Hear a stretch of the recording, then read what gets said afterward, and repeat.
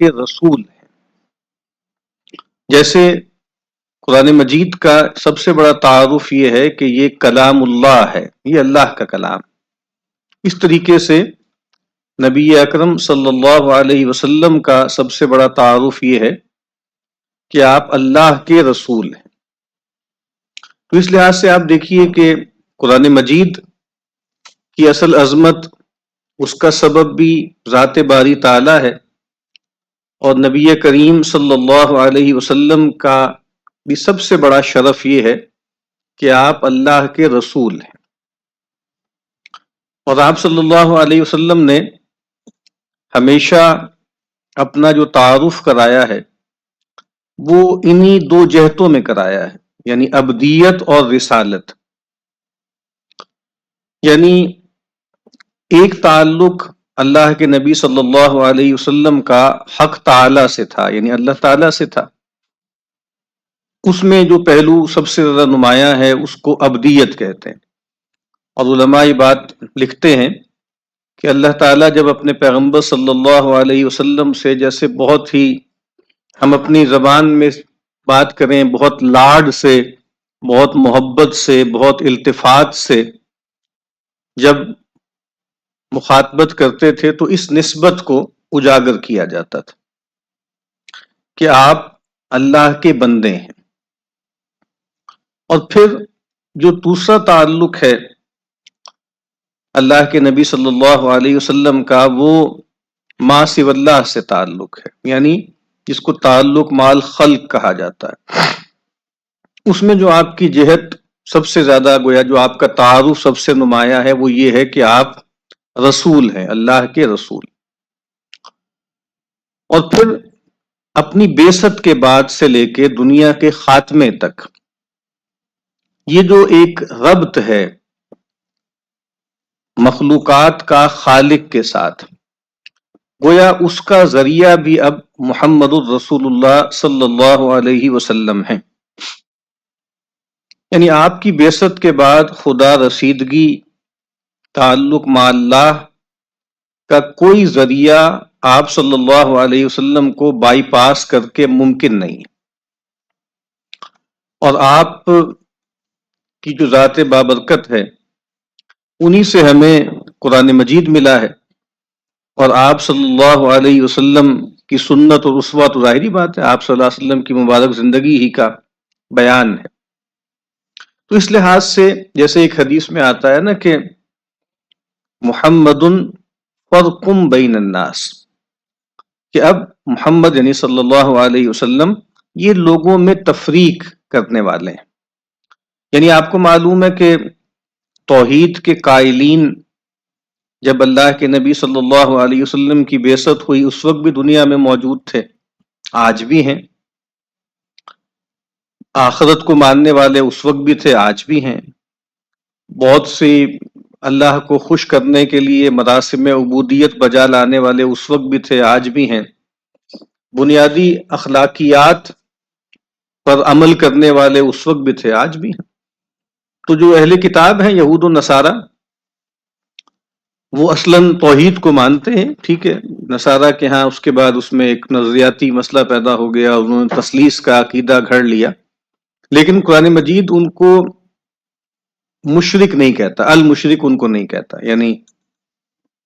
ان کو یہ مانتا ہے کہ من جملہ وہ اللہ تعالیٰ کی وحدانیت کو ماننے والے لوگ ہیں. اگرچہ تثلیث ظاہری بات ہے کہ اس میں ایک چیز پیدا ہو گئی، یعنی اللہ کو مانتے ہیں لیکن اللہ کے تعارف میں ایک کرپشن پیدا ہو گئی. تو اصل چیز جو فاصل ہے وہ کیا ہے؟ وہ رسول اللہ صلی اللہ علیہ وسلم پر ایمان ہے. وہ مشہور روایت ہے، سیدنا عمر رضی اللہ تعالی عنہ جو ہے وہ تورات کا مطالعہ کر رہے تھے، تو نبی اکرم صلی اللہ علیہ وسلم نے دیکھا تو آپ غضبناک ہوئے، اور آپ نے کہا کہ اگر موسیٰ بھی آج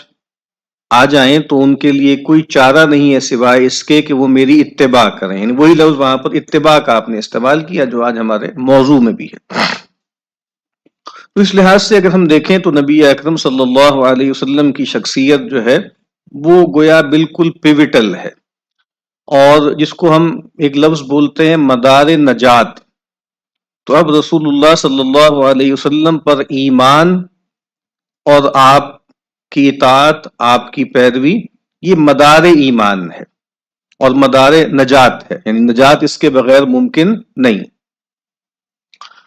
تو پیغمبر صلی اللہ علیہ وسلم کے بارے میں ہم یہ جانتے ہیں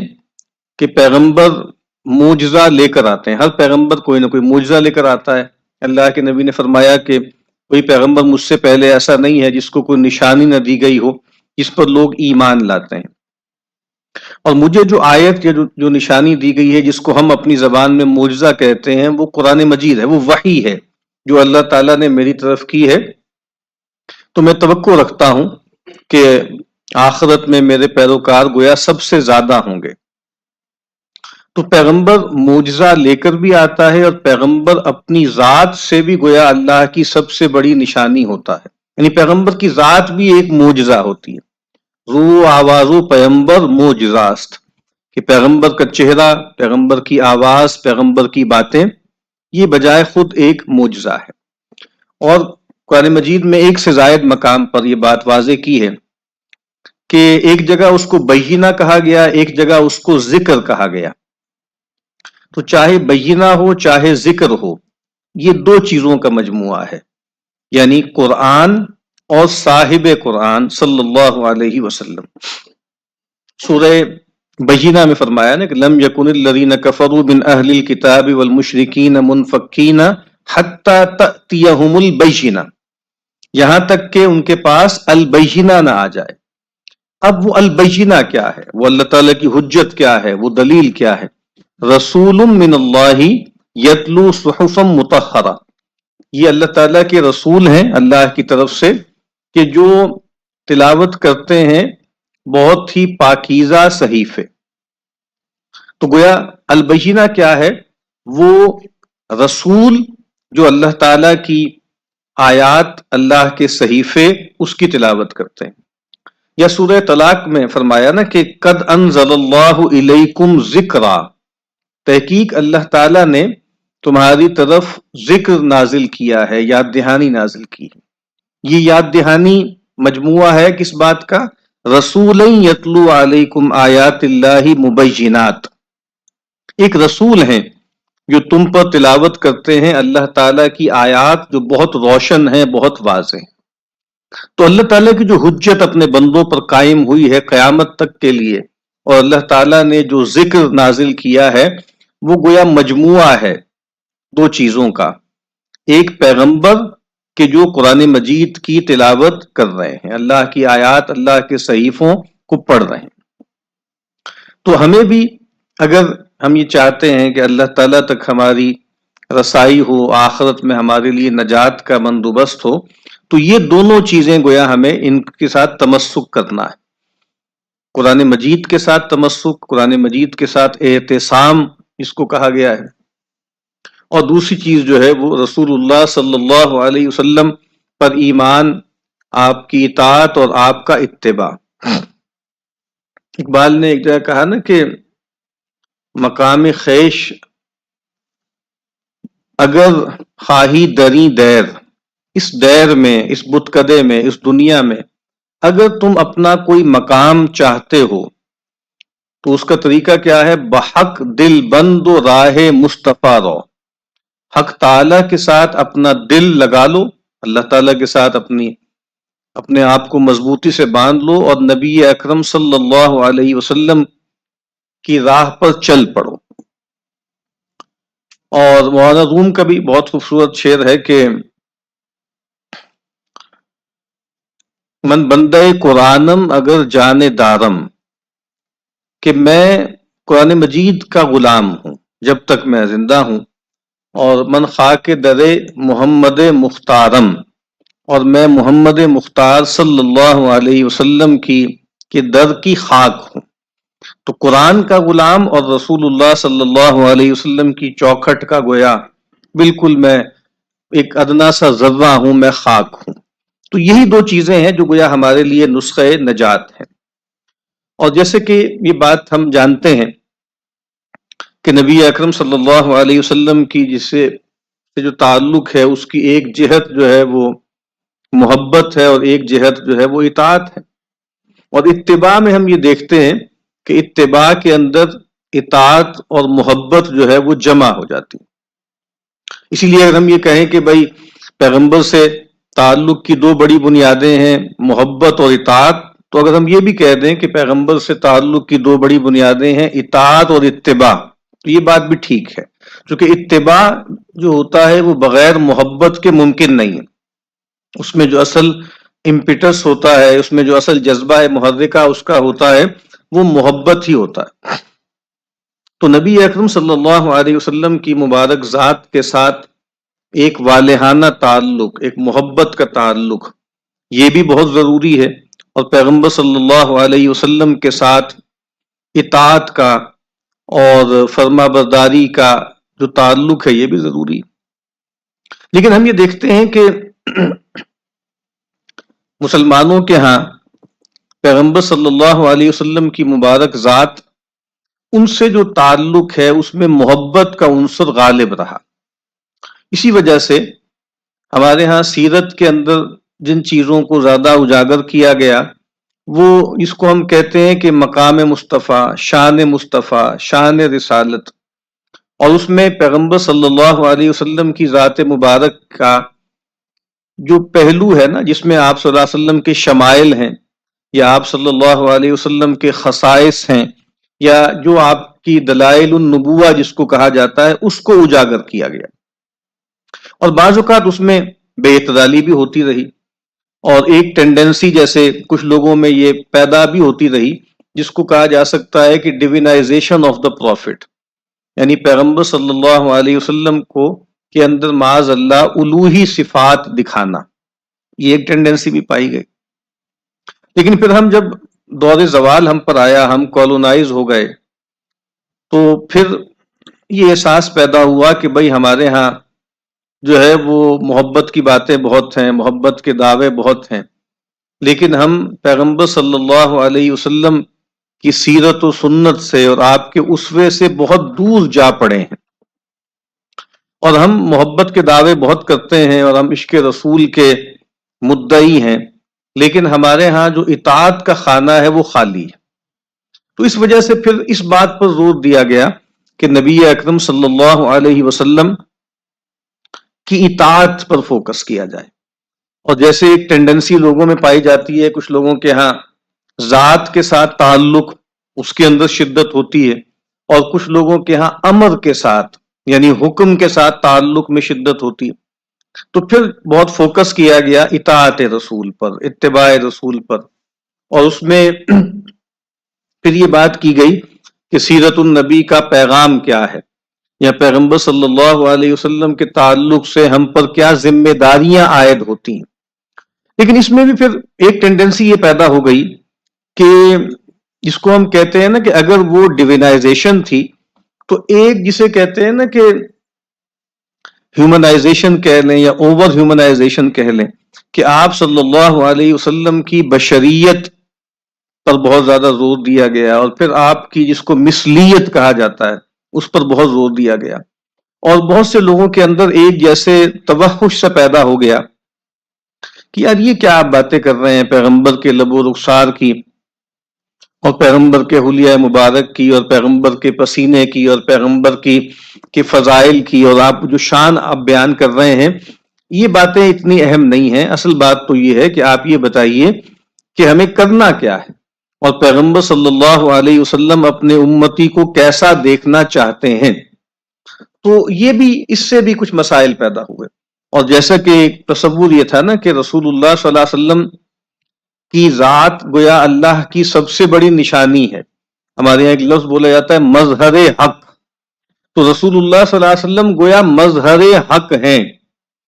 اللہ کے رسول صلی اللہ علیہ وسلم کو دیکھنا گویا اللہ کی سب سے بڑی نشانی کو دیکھنا ہے. تو یہ والا عنصر ذرا کچھ کم ہوتا گیا، اور پیغمبر صلی اللہ علیہ وسلم کی سیرت کا جو افادی پہلو ہے اس پر ذرا توجہ زیادہ ہو گئی. اور یہ ہے کہ پیغمبر صلی اللہ علیہ وسلم کے آنے کے بعد دنیا میں کیا تبدیلیاں آئیں، اور کیا کچھ اللہ کے نبی صلی اللہ علیہ وسلم نے دنیا کو دیا، جس میں ظاہری بات ہے کوئی شک کی بات نہیں ہے کہ رسول اللہ صلی اللہ علیہ وسلم کی جو رحمت للعالمینی ہے، اس کے بارے میں علماء جو فرماتے ہیں کہ آپ صلی اللہ علیہ وسلم کی جو رحمت ہے وہ صرف آپ کے ماننے والوں کو نہیں حاصل ہوئی بلکہ وہ کل جہان کو حاصل ہوئی، یعنی جنہوں نے مانا ان کو بھی ملی، جنہوں نے نہیں مانا ان کو بھی ملی۔ علامہ اقبال کے جو اشعار جو بہت مشہور ہیں کہ ہر کجا بینی جہان رنگ و بو، راں کے از خاکش برویت آرزو، کہ جو کچھ بھی تم اس دنیا میں رنگ و بو دیکھتے ہو، رنگ و نور دیکھتے ہو، جو خیر دیکھتے ہو، یا وہ چیزیں جو ابھی پنہا ہے خاک میں اور ابھی انہوں نے ظہور نہیں کیا، یعنی ایک بہت کچھ خیر ہے جو ظہور کر چکا ہے، اور بہت سی چیزیں ہیں جو ابھی عالم امکان میں ہیں اور ابھی تک جو ہے وہ خارج میں ظاہر نہیں ہوئی۔ یا ز نور مصطفیٰ اورا بہاست، یا ہنوز اندر تلاش مصطفیٰ، تو وہ سب کچھ کیا ہے؟ یا تو جو کچھ ہے وہ نبی اکرم صلی اللہ علیہ وسلم کے نور سے جو ہے وہ مستفاد ہے، وہاں سے اس نے روشنی پائی ہے، رونق پائی ہے، یا ابھی تک وہ نبی اکرم صلی اللہ علیہ وسلم کی تلاش میں ہے۔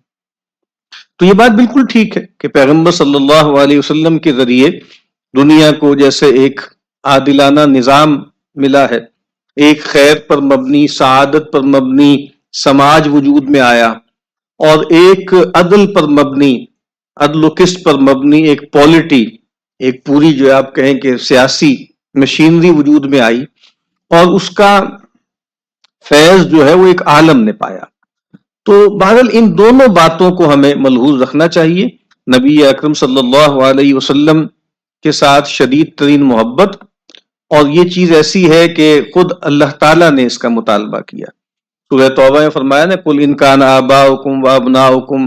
واخوانکم وازواجکم وعشیرتکم، کہ اے نبی ان سے کہیے کہ اگر تمہارے باپ، تمہاری اولادیں، بیٹے تمہارے بھائی، تمہاری بیویاں، یا تمہارے جوڑے، یا تمہارے جو کتھن کن ہیں، اور کہا کہ وَأَمْوَالٌ اقْتَرَفْتُمُوهَا، اور وہ مال جو تم نے بہت جوڑ کر رکھے ہیں، وَتِجَارَةٌ تَخْشَوْنَ كَسَادَهَا، اور وہ تجارت جس کی کساد بازاری، جس کے مندے کا تمہیں اندیشہ رہتا ہے، وَمَسَاكِنَ تَرْضَوْنَهَا، اور تمہارے وہ مسکن جو تمہیں بہت خوش آتے ہیں، تمہیں بہت اچھے لگتے ہیں۔ اگر یہ 5 رشتے اور یہ 3 علائق احب الیکم من اللہ ورسولہ وجہاد فی سبیلہ، اگر تمہیں محبوب تر ہو جائیں اللہ سے، اس کے رسول سے، اور اس کے رستے میں جہاد سے، فتربصوا حتی یاتی اللہ بامرہ، تو پھر انتظار کرو یہاں تک کہ اللہ اپنا فیصلہ لے آئے، اور اللہ ایسے فاسقوں کو راہیاب نہیں کرتا۔ اب اس آیت میں بھی دیکھیے کہ محبت چونکہ ایک ایسی چیز ہے کہ جو ہم کہہ سکتے ہیں کہ اس میں سبجیکٹیوٹی کا دخل ہے، وہ ایک جذبہ ہے، وہ ایک ایموشن ہے، وہ ایک سینٹیمنٹ ہے، اور وہ اس طریقے سے کوانٹیفائبل نہیں ہے، یا وہ اس طریقے سے جیسے آپ کہیں نا کہ ٹینجیبل چیز نہیں ہے۔ محبت تو باطن میں ہوتی ہے، لیکن ایسے لگتا ہے کہ اللہ تعالیٰ نے جیسے ایک بات واضح کر دی کہ اللہ سے محبت ہو اور رسول اللہ صلی اللہ علیہ وسلم سے محبت ہو اور جہاد سے محبت نہ ہو، تو پھر ظاہری بات ہے کہ اس کا مطلب یہ ہے کہ اللہ اس کے رسول سے جو محبت ہے اس میں نقص ہے۔ کیونکہ نبی اکرم صلی اللہ علیہ وسلم کی ذات والا صفات میں ہم دیکھتے ہیں نا کہ یہ دونوں چیزیں، یعنی 2 صفات ایسی ہیں یا 2 وصف ایسے ہیں کہ جو پیغمبر صلی اللہ علیہ وسلم کے ہاں بالکل ظاہر و باہر ہیں، بالکل نمایاں ہیں، اور 2 گویا محبوب ترین چیزیں ہیں آپ کی۔ ایک تو تعلق مع اللہ ہے، تبتل ہے، اور اس کا جو سب سے بڑا ذریعہ ہے وہ نماز ہے۔ تو پیغمبر صلی اللہ علیہ وسلم کا یہ فرمانا کہ قرۃ عینی فی الصلاۃ، کہ میری آنکھوں کی ٹھنڈک جو ہے وہ تو نماز میں ہے۔ اور پھر دوسری چیز کیا ہے؟ اللہ تعالی کی راہ میں جد و جہد کرنا، اللہ کے راستے میں قتال کرنا، اور پھر یہاں تک کہ اپنی جان اللہ کے دین کے لیے، اس کی گواہی کے لیے، اس کی اقامت کے لیے دے دینا، یہ گویا آپ کی سب سے بڑی خواہش ہے۔ مشہور حدیث ہے، آپ نے سن رکھی ہوگی کہ لَوَدِدتُّ أَنْ أُقْتَلَ فِي سَبِيلِ اللَّهِ، میری بڑی چاہت ہے کہ مجھے اللہ کی راہ میں قتل کیا جائے، ثم احیا ثم اقتل، پھر جلایا جائے، زندہ کیا جائے، پھر قتل کیا جائے، ثم احیا ثم اقتل، پھر زندہ کیا جائے، پھر قتل کیا جائے۔ تو آپ دیکھیے نا، ایک طرف اللہ تعالیٰ سے تعلق ہے، اس کا ایک باطنی پہلو ہے جو سورہ انفال کی ابتدا میں فرمایا نا کہ الذین اذا ذکر اللہ وجلت قلوبہم وإذا تلیت علیہم آیاتہ زادتہم ایمانا، اور پھر فرمایا اولئک ھم المؤمنون حقا، یہی لوگ حقیقی مومن ہیں۔ پھر سورہ انفال کے آخری رکوع میں فرمایا کہ وہ لوگ کہ جو ایمان لائے اور انہوں نے ہجرت کی اور جہاد کیا، پھر فرمایا اولئک ھم المؤمنون حقا، یہی لوگ ہیں جو حقیقی مومن ہیں۔ تو رسول اللہ صلی اللہ علیہ وسلم کی ذات مبارک میں یہ دونوں اوصاف ہمیں اپنے انتہائی کمال پر نظر آتے ہیں، کہ وہ جو باطنی پہلو ہے، ایک داخلی پہلو ہے تعلق مع اللہ کا، وہ بھی ظاہری بات ہے اپنے انتہا پر ہے، اور پھر اللہ تعالی کے لیے ہجرت و جہاد کرنا، اللہ کے دین کی گواہی قائم کرنا، یہ بھی انتہا پر تھا۔ اور آپ دیکھتے ہیں کہ صحابہ کرام رضوان اللہ تعالی علیہم اجمعین رسول اللہ صلی اللہ علیہ وسلم کے تربیت یافتہ ہیں، اور ان کے بارے میں جو غیر مسلم قوم کے جاسوسوں نے جو ایک جملہ کہا تھا، وہ ایسے لگتا ہے کہ جیسے صحابہ کرام کا بہت ہی جامع تعارف ہے، کہ جب وہ گئے مسلمانوں کے لشکر میں اور واپس جا کر انہوں نے رپورٹ دی، تو وہ رپورٹ جو جملہ نقل ہوتا ہے کتابوں میں وہ کیا ہے کہ یہ جو لوگ ہیں ہم رہبان باللیل و فرسان بالنہار، کہ یہ لوگ جو ہیں وہ رات کے راہب ہیں اور دن کے شاہ سوار ہیں۔ تو یہاں پر بھی آپ دیکھیے یہ دونوں باتیں بالکل ہمیں سامنے نظر آتی ہیں، بالکل ظاہر و باہر ہیں، کہ ایک طرف تعلق مع اللہ ہے، اللہ کے لیے قیام کرنا ہے، اللہ کے لیے رونا دھونا ہے نمازوں میں، اور دوسری طرف جو ہے وہ اللہ کے لیے جو ہے وہ گھوڑے کی پیٹھ پر جہاد و قتال کرنا۔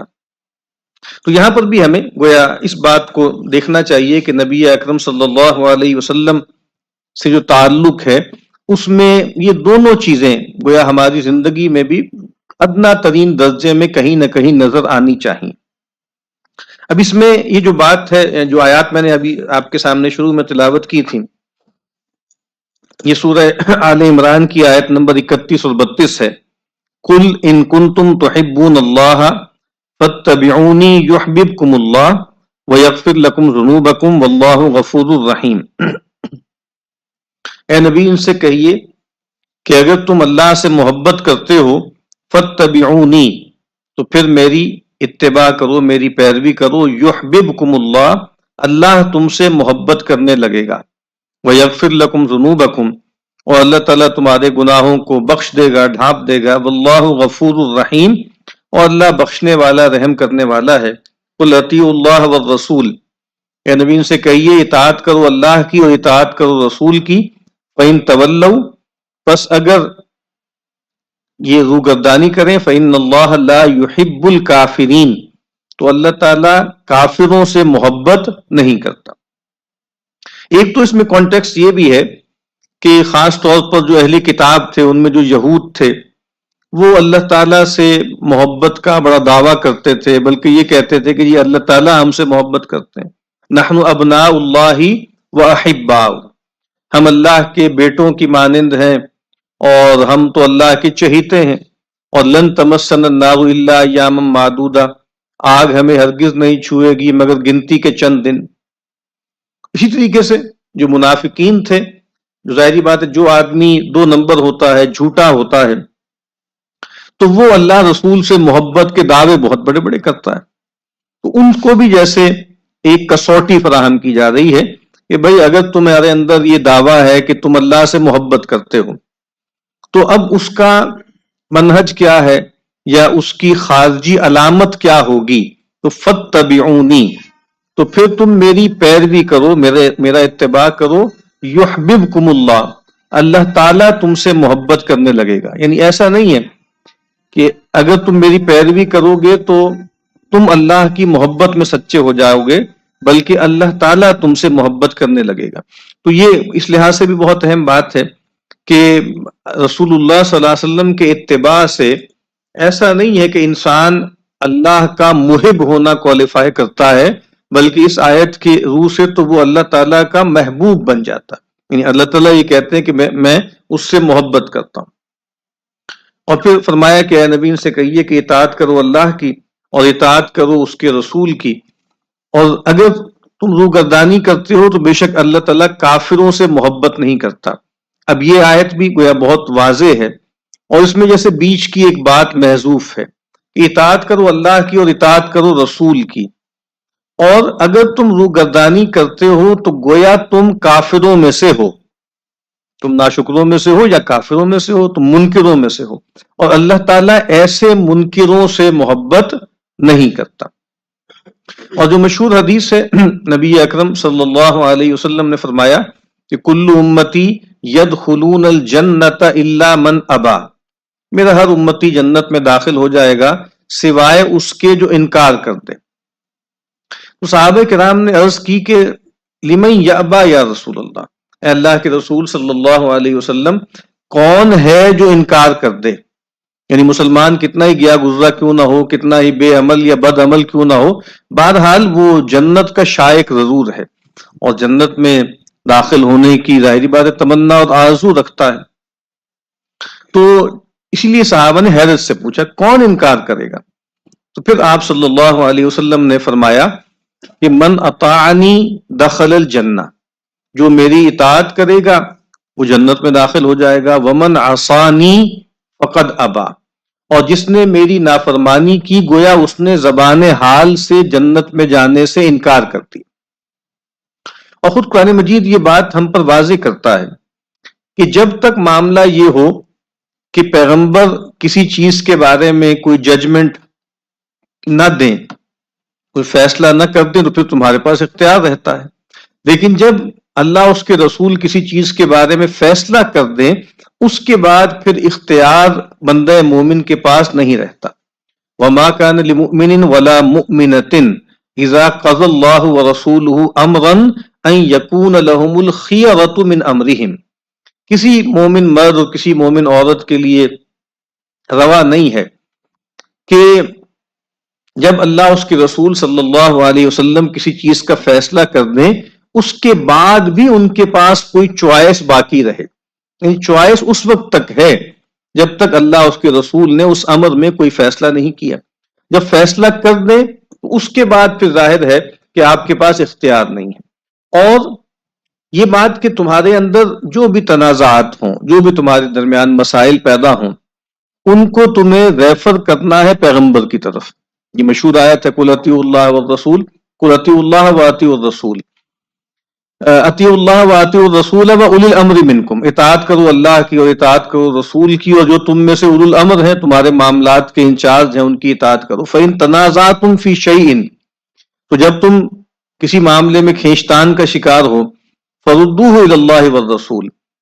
تو ان کو لوٹاؤ اللہ کی طرف اور رسول کی طرف۔ وہاں مفسرین لکھتے ہیں فردوہ الی اللہ ای الی الکتاب یا الی کتاب اللہ، اللہ کی کتاب کی طرف لوٹاؤ، قرآن مجید کی طرف لوٹاؤ۔ اور ردوہ الی الرسول کا مطلب کیا ہے؟ اس کو لوٹاؤ سنت کی طرف۔ اور اسی طریقے سے قرآن مجید نے خاص طور پہ جو منافقین تھے اور جو اپنے معاملات جو ہیں وہ یہود کے پاس لے جایا کرتے تھے، تو ان سے خاص طور پر یہ بات کہی، اور ظاہری بات ہے یہ ابدی ہدایت ہے کہ فلا وربک لا یؤمنون، بس نہیں، اور آپ کے رب کی قسم ہے یہ لوگ ایمان والے نہیں ہو سکتے، حتی یحکموک فیما شجر بینہم، یہاں تک کہ جو بھی ان کے درمیان تنازعات ہوں اس میں یہ آپ کو آخری حکم نہ مان لیں، پھر ثم لا یجدوا فی انفسہم حرجا مما قضیت ویسلموا تسلیما، اور پھر آپ جو فیصلہ کریں اس کے بارے میں جی میں کوئی کھٹک یا کوئی خلش بھی نہ پائیں، کوئی خلش بھی محسوس نہ کریں، ویسلموا تسلیما، اور وہ پوری طرح اپنے آپ کو سپرد کر دیں اللہ کے نبی صلی اللہ علیہ وسلم کے حکم کے، یعنی اپنے آپ کو سرنڈر کر دیں۔ اور یہاں پر نہ صرف یہ بات کہ آپ صلی اللہ علیہ وسلم کو ہی حکم بنانا ہے، بلکہ پھر جو آپ فیصلہ کریں اس کے بارے میں اگر جی میں یہ خیال پیدا ہو جائے کہ اس سے بہتر فیصلہ ہو سکتا تھا یا یہ کوئی مناسب فیصلہ نہیں ہوا، تو اس پر بھی وہ اگر آپ، یعنی اس کو ہم محاورے میں کہتے ہیں مارے باندھے کو ماننا، تو قرآن مجید کہتا ہے کہ اگر تم نے مارے باندھے کو بھی مان تو لیا لیکن بہرحال تمہارا جی اس پہ مطمئن نہیں ہے، تو قسم کھا کر کہا گیا ہے کہ تمہارے اندر ایمان نہیں ہے۔ یہ ظاہری بات ہے کہ بہت ہی خطرناک بات ہے، اور یہ چیزیں قیامت تک کے لیے ہیں نا۔ اور فرمایا نا کہ انما كان قول المؤمنین اذا دعوا الى اللہ ورسولہ لیحکم بینہم ان یقولوا سمعنا واطعنا، اہل ایمان کا تو قول بس یہ ہوتا ہے جب ان کو اللہ اس کے رسول کی طرف بلایا جاتا ہے کہ وہ ان کے درمیان فیصلہ کر دیں، کیا قول ہوتا ہے کہ وہ یہ کہیں سمعنا و اطعنا، کہ ہم نے سنا اور ہم نے اطاعت کی، وَأُولَئِكَ هُمُ الْمُفْلِحُونَ، فلاح ہم سب چاہتے ہیں۔ تو قرآن مجید کہتا ہے کہ یہی لوگ ہیں جو فلاح پانے والے ہیں۔ تو وہ اس سے بات واضح ہو جاتی ہے کہ نبی اکرم صلی اللہ علیہ وسلم کی اطاعت اور آپ صلی اللہ علیہ وسلم کا اتباع، یہ گویا نجات اس پر منحصر ہے، اور اہل ایمان کے لیے اس کے سوا کوئی چارہ نہیں۔ اب یہ بات کہ اطاعت اور اتباع میں کیا فرق ہے، علماء نے اس کو کئی طریقے سے جو ہے وہ واضح کیا ہے۔ اب اطاعت کا اگر لفظ کو دیکھیں تو اس کے اندر بات ماننے کا عنصر ہے، اور اس کے اندر اضافی طور پر ایک، جیسے آپ کہتے ہیں نا کہ جو ہے دل کی آمادگی کے ساتھ ماننا، یعنی ہمارے ہاں ایک قرآن مجید میں بھی لفظ استعمال ہوا ہے طوعاً و کرہن، ہم کہتے ہیں نا کہ یار تمہیں یہ بات بہرحال قبول کرنی ہے، ماننی ہے، خواہی نہ خواہی۔ لیکن اطاعت کے لفظ میں جیسے یہ بات ہے کہ بھئی آمادگی کے ساتھ ماننا، اور اتباع کے اندر گویا یہ ہے کہ ساتھ لگ جانا، کسی کی پیروی کرنا، کسی کے نقش قدم پر چلنا۔ اب اس میں جو موٹے موٹے کچھ فرق ہم دیکھ سکتے ہیں اپنی سمجھ کے مطابق، کہ ایک بات تو ایسی ہے کہ جیسے اطاعت جو ہوتی ہے وہ امر کی ہوتی ہے، حکم کی ہوتی ہے، اور اتباع جو ہوتا ہے وہ ذات کا ہوتا ہے۔ یعنی اطاعت کے لیے عام طور پر کوئی ایکسپلیسٹ جو ہے حکم موجود ہوتا ہے، ڈوز اینڈ ڈونٹس ہے، یہ کرو یہ نہ کرو، یہ مانو یہ نہ مانو، ایسے بنو ایسے نہ بنو۔ تو اطاعت کے پیچھے عام طور پر کوئی امر ہوتا ہے، جبکہ اتباع کے ساتھ جو ہے وہ ذات کے ساتھ تعلق اس کا بنیادی جو ہے وہ محرک ہوتا ہے۔ اسی طریقے سے اطاعت بنیادی طور پر خوف یا خشیت کے جذبے کے تحت کی جاتی ہے، جبکہ اتباع ہے اس میں جو بنیادی جذبہ محرکہ ہوتا ہے وہ گویا محبت ہے۔ اس کو اس طرح بھی دیکھ سکتے ہیں کہ اطاعت جو ہے وہ بندگی میں سچے ہونے کی لازمی ضرورت ہے، یہ سچائی کی علامت ہے، اور اتباع جو ہے وہ اس سے بندگی میں کمال پیدا ہوتا ہے۔ یعنی اگر اطاعت نہیں ہے پھر تو گویا اللہ کی بندگی کا اور پیغمبر صلی اللہ علیہ وسلم کیا امتی ہونے کا دعویٰ ہی گویا غلط ہے نا، وہ جھوٹا ہے۔ اور اگر آپ محبت کا دعویٰ کرتے ہیں تو ان المحب لمن یحب مطیع، کہ محبت کرنے والا جس سے محبت کرتا ہے اس کی بات بھی تو مانتا ہے نا۔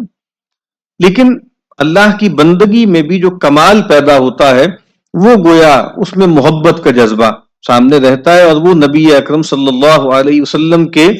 اتباع سے پیدا ہوتا ہے۔ اسی طریقے سے اسی کو اگر ہم دیکھ لیں تو وہ جو حدیث جبریل میں بھی ہے نا، اسلام، ایمان اور احسان۔ تو اسلام کیا ہے؟ بنیادی طور پہ انسان کے اندر جو ارادہ ہے نا، ارادے کا جذبہ جب وہ بروئے کار آتا ہے تو اس سے عمل پیدا ہوتا ہے، ٹھیک ہے، اور جس سے میں نے عرض کیا اس میں بنیادی محرک جو ہے وہ خوف ہوتا ہے، اور اس میں یہ ہے کہ یہ کرنا ہے یہ نہیں کرنا۔ لیکن اللہ تعالیٰ کا مطالبہ یہاں ختم نہیں ہوتا، بلکہ ایک مطالبہ احسان کا بھی ہے، ٹھیک ہے، اور احسان میں کچھ بننا نہ بننا ہے، کچھ ہونا نہ ہونا ہے۔ تو یہاں پر جو اصل چیز سامنے آتی ہے وہ انسان کی طبیعت ہے، وہ انسان کا مزاج اور طبیعت ہے۔ تو گویا اطاعت میں بنیادی انسان کی جو فیکلٹی بروئے کار آتی ہے وہ ارادہ ہے، اور اتباع میں جو اصل چیز فنکشنل ہوتی ہے وہ طبیعت ہے۔ اور جیسے یعنی احسان جو ہے انسان کو اچیو کرنا ہے، یہ اس کی ایک بہت بڑی گویا شرف ہے کہ ان تعبد اللہ کأنک تراہ فإن لم تکن تراہ فإنہ یراک۔ تو اس کے لیے نبی اکرم صلی اللہ علیہ وسلم کے مزاج مبارک یا ذوق مبارک سے مناسبت پیدا کیے بغیر یہ مرتبہ حاصل نہیں ہو سکتا، ٹھیک ہے۔ تو ایک جو علامہ کا جو شعر ہے ذوق و شوق کا، بہت مشہور شعر ہے کہ شوق تیرا اگر نہ ہو میری نماز کا امام، میرا قیام بھی حجاب میرا سجود بھی حجاب۔ تو نبی اکرم صلی اللہ علیہ وسلم کی جو نسبت ہے نا وہ گویا چیزوں کے اندر ایک شدت پیدا کرتی ہے، گہرائی پیدا کرتی ہے۔ اور جیسے کچھ بزرگ یہ کہتے ہیں نا کہ نبی اکرم صلی اللہ علیہ وسلم کو دیکھنا یا آپ کی عادات مبارک کو اختیار کرنا، یہ گویا غیب کو کچھ کم کر دیتا ہے، اور انسان کے اندر جیسے اللہ تعالیٰ کو دیکھنے کی جو ارج ہے اس کو بڑھاتا ہے. جس سے میں نے پہلے عرض کیا تھا کہ نبی اکرم صلی اللہ علیہ وسلم اللہ تعالیٰ کی سب سے بڑی نشانی لے کر بھی آئے، یعنی قرآن مجید، اور خود اپنی ذات میں بھی آپ اللہ کی سب سے بڑی نشانی ہیں. تو گویا آپ صلی اللہ علیہ وسلم کو دیکھ لینا گویا اللہ کے سب سے بڑے مظہر کو، اللہ کی سب سے بڑی نشانی کو دیکھ لینا. تو اسی طریقے سے اطاعت میں جو اصل مقصود ہے کہ انسان سزا سے بچ جائے، جبکہ اتباع میں اس سے آگے بڑھ کر جیسے اللہ کی رضا اور اللہ کی خوشنودی، اس کا حصول جو ہے وہ بنیادی سبب ہوتا ہے. اور اتباع جو ہوتا ہے اس کے اندر ایک تسلسل ممکن ہے، یعنی ایک ہمہ وقت مستحضر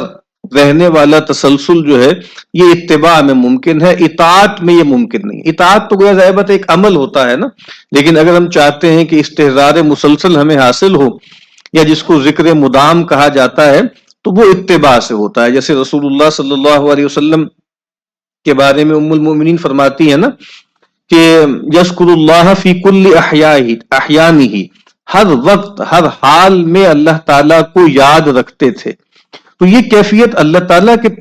تعلق سے بھی اس وقت قائم ہو سکتی ہے کہ جب ہم نبی اکرم صلی اللہ علیہ وسلم کے ساتھ تعلق محض کوئی قانونی یا اطاعت کا نہ رکھیں بلکہ اتباع کا رکھیں. تو اور جس طرح میں نے عرض کیا کہ اطاعت میں آپ کو کچھ کرنا ہوتا ہے اور اتباع میں آپ کو کچھ بننا ہوتا ہے. جیسے جو حدیث جبریل کا پہلے بھی میں نے حوالہ دیا کہ اللہ کا ہم سے مطالبہ ایک یہ ہے کہ یہ مانو یہ نہ مانو، دوسرا مطالبہ یہ ہے کہ یہ کرو یہ نہ کرو، اور تیسرا مطالبہ یہ ہے کہ ایسا بنو اور ایسا نہ بنو. اور ظاہری بات ہے یہ تینوں الگ الگ چیزیں ہیں. اس کی مثال جیسے ہے کہ سچائی ہے نا، تو سب سے پہلے تو اللہ تعالیٰ ہم سے یہ چاہتے ہیں کہ ہم سچائی کے بارے میں ایک عقیدہ قائم کریں. وہ عقیدہ کیا ہے کہ ان الصدق ینجی والکذب یہلک، کہ سچائی جو ہے وہ نجات دینے والی ہے اور جھوٹ ہلاکت میں ڈالنے والا ہے. ہم یہ مانیں، ہم یہ ایمان رکھیں کہ کلید نجات جو ہے وہ کیا ہے، وہ صدق ہے، اور جو ہے وہ ہلاکت کی راہ کیا ہے، وہ جھوٹ ہے. اس کے بعد پھر ہم سچ بولنا شروع کریں اور جھوٹ سے بچنا شروع کریں، یہ ایک عمل ہے. اور تیسرا یہ ہے کہ ہم سچے بن جائیں. اب سچا بننا اور سچ بولنا یہ ایک چیز نہیں ہے. اور خود نبی اکرم صلی اللہ علیہ وسلم نے فرمایا ان الرجل یصدق، کہ ایک انسان سچ بولتا ہے، ویتحری الصدق، اور وہ بہت زیادہ اہتمام کرتا ہے سچائی کا، حتی یکتب عند اللہ صدیقا، یہاں تک کہ اللہ تعالیٰ کے ہاں صدیق لکھ لیا جاتا ہے. ٹھیک ہے. اور اسی طرح ایک شخص جھوٹ بولتا ہے اور جھوٹ میں لگا رہتا ہے یہاں تک کہ اللہ تعالیٰ کے ہاں جھوٹا لکھ لیا جاتا ہے. تو سچ بولنا ایک عمل ہے اور سچا بننا گویا ایک سٹیٹ آف بینگ ہے. تو یہ جو سٹیٹ آف بینگ ہے یہ بہرحال، یا جس کو مرتبہ احسان بھی ہمارے یہاں کہا جاتا ہے، یہ نبی اکرم صلی اللہ علیہ وسلم کے ساتھ ایک اتباع کا تعلق رکھے بغیر ممکن نہیں ہے. اور جس سے میں نے عرض کیا تھا کہ اتباع کے اندر جو بنیادی جذبہ ہوتا ہے وہ نبی اکرم صلی اللہ علیہ وسلم سے ایک والہانہ محبت ہے. اور وہ محبت بھی آپ کو معلوم ہے، میں نے آیت بھی پڑھی ہے اور نبی اکرم صلی اللہ علیہ وسلم نے فرمایا بھی ہے کہ لا یؤمن احدکم حتی اکون احب الیہ من والدہ وولدہ والناس اجمعین، کہ تم میں سے کوئی شخص اس وقت تک مومن نہیں ہو سکتا جب تک کہ میں اس کو، اس کے والدین، اس کی اولاد اور تمام انسانوں سے بڑھ کر محبوب نہ ہو جاؤں. بس آخر میں ایک حدیث پڑھ کے ہم آج کی نشست ختم کرتے ہیں. نبی اکرم صلی اللہ علیہ وسلم نے فرمایا کہ ان مثلی و مثل ما بعثنی اللہ بہ کمثل رجل اتی قومہ فقال، میری مثال اور اس چیز کی مثال جس کے ساتھ اللہ تعالیٰ نے مجھے مبعوث کیا ہے ایک ایسے شخص کی ہے کہ جو اپنی قوم کے پاس آیا اور اس نے کہا یا قوم انی رأیت الجیش بعینی، کہ بے شک میں نے ایک لشکر کو اپنی آنکھوں سے دیکھا ہے، وَإِنِّي أَنَا النَّذِيرُ الْعُرْيَانُ، اور میں تو بالکل ایک برہنہ خبردار کرنے والا ہوں. فن نجا، تو آؤ نجات کی طرف. یعنی ایک جیسے پہلے ہوتا تھا کہ کوئی لشکر اگر کوئی آدمی دیکھ لے تو پہاڑ پہ چڑھتا تھا اونچی جگہ پہ اور اپنے سارے کپڑے اتار کر چیختا تھا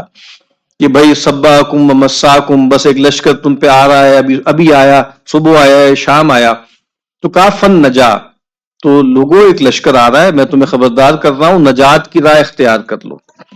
فَأَتَاهُ طَائِفَةٌ مِّن قَوْمِهِ فَأَدْلَجُوا فَانْطَلَقُوا عَلَىٰ مُهْلَتِهِمْ، تو اس قوم کے ایک گروہ نے ان کی بات مان لی اور نکل گئے منہ اندھیرے، اور وہ اپنی مقام تک پہنچ گئے، وہ مقام جو نجات کا مقام تھا، مہلت کا مقام. وَكَذَّبَتْ طَائِفَةٌ مِّنْهُمْ فَأَصْبَحُوا مَكَانَهُمْ، اور ایک گروہ نے ان کو جھٹلا دیا اور وہ اپنی جگہوں پر ہی ٹھہرے رہے. فَصَبَّحَهُمُ الْجَيْشُ فَأَهْلَكَهُمْ، تو پھر صبح کے وقت لشکر نے غارت گری کی اور اس لشکر نے ان کو ہلاک کر دیا. وَاشْتَاهَهُمْ، اور بالکل ان کو اکھاڑ کے رکھ دیا. تو فرمایا فَذَلِكَ مَثَلُ مَنْ أَطَاعَنِي وَاتَّبَعَ مَا جِئْتُ بِهِ وَمَثَلُ مَنْ عَصَانِي وَكَذَّبَ مَا جِئْتُ بِهِ مِنَ الْحَقِّ. تو یہ مثال ہے ان لوگوں کی جنہوں نے میری اطاعت کی اور جو میں لے کر آیا تھا یعنی قرآن و سنت اس کی پیروی کی، اور مثال اس کی جس نے میری نافرمانی کی اور جو میں لے کر آیا تھا حق میں سے اس کو جھٹلایا. تو گویا وہ لوگ جو پیغمبر صلی اللہ علیہ وسلم کے پیغام کو مانیں گے، قبول کریں گے، وہ نجات پا جائیں گے، اور جو پیغمبر صلی اللہ علیہ وسلم کے پیغام اور آپ کی ذات